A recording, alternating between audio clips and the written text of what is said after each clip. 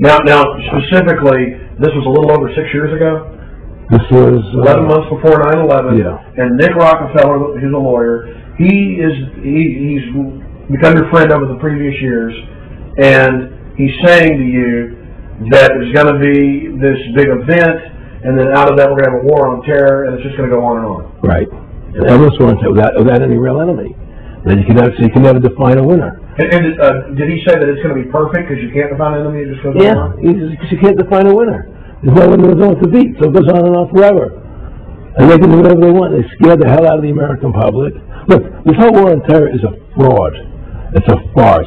It's very difficult to say it out loud because people are intimidated against saying it. Because if you say it, they want to make you into a nutcase. But the truth has to come out. That's why I'm doing this interview. The fact of the matter happens to be that the whole war on terror is a fraud. It's a farce. Then there's a war going on in Iraq because we invaded Iraq.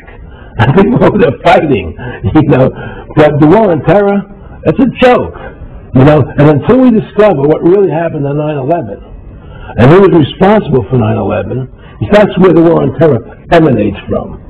That's where it comes from. It was 9/11 that allowed this war on terror to begin.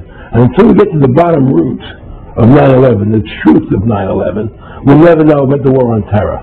Aaron, you said that he was, and I think it's important, and I know this about the Rockefellers, from Dr. Dennis Cuddy and many others, you'll be 20 years old in a lunch line at college, and no, they were Rockefeller. And they're experts at recruiting and getting what they call players, and that clearly I don't want to make it specific, and just get you to reiterate what you said last night, about you got 30% of the vote, you were having an effect, you made mad as hell, they knew that you'd started the Constitution Party, they knew that you were somebody who was taking action and getting things done, you'd already made some big films, had a lot of other successes, so they were trying to recruit you, and didn't it come down to the point of, hey, we are here to recruit you, and don't worry, your chip's going to say, don't mess with us, this guy's don't touch.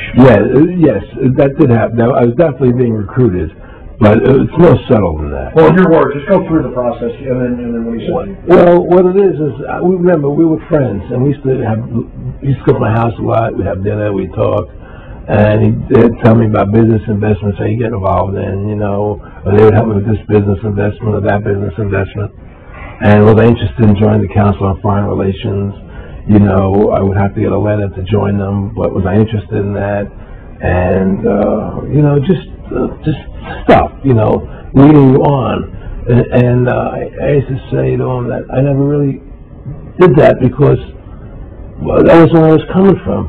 As much as I like you, Nick, your ways and my ways we're on the opposite side of the fence.